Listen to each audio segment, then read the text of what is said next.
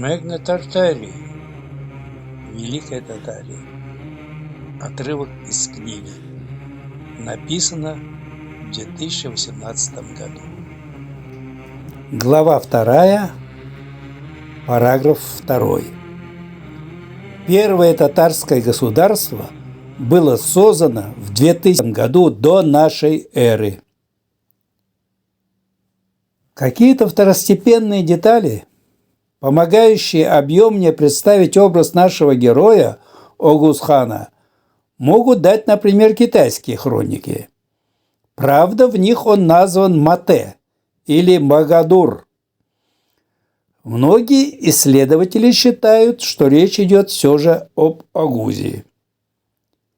Интересно, как китайцы воспринимали своих северо-западных соседей?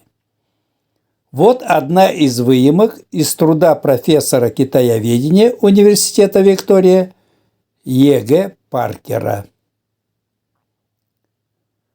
Будучи еще младенцами, они обучались ездить сначала на спине овец и стрелять в крыс или птиц маленькими стрелами из маленьких луков.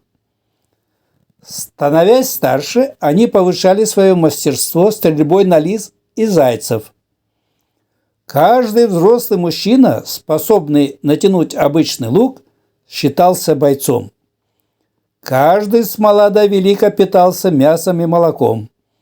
В качестве одежды они использовали шкуры забитых животных. В качестве покрытия такой одежды они использовали войлок из шерсти. Конец цитаты. Кого описывает английский профессор, ссылаясь на китайские источники? Давайте послушаем дальше. «Я уже в Хина-Ревив, — пишет он, словно вторя Абулгази, — довольно долго доказывал, что гиенгну, скифы, гунны и тюрки были различными стадиями исторического развития одних и тех же племен. Затем Шаванхирт и другие авторы более детально исследовали данную проблему». Конец цитаты. Как метко сказал Абулгази, подлинно этот мир похож на караван-сарай, а чада Адамовы похожи на караван. Одни кочуют, другие останавливаются на стоянку. Паркер называет эти то кочующие, то останавливающие на стоянку племена одним собирательным именем – татары. А английский историк приводит свидетельство китайского посла, которому удалось поприсутствовать на одном из военных советов татар. Вот о чем они там говорили. «Наше естественное бытие заключается в животной силе и активности. Мы не приспособлены и презираем бесславные условия рабства и праздности.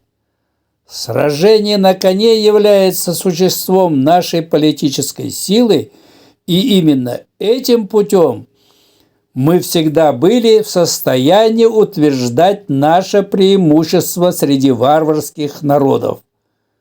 Смерть в сражении является честью для каждого храброго воина».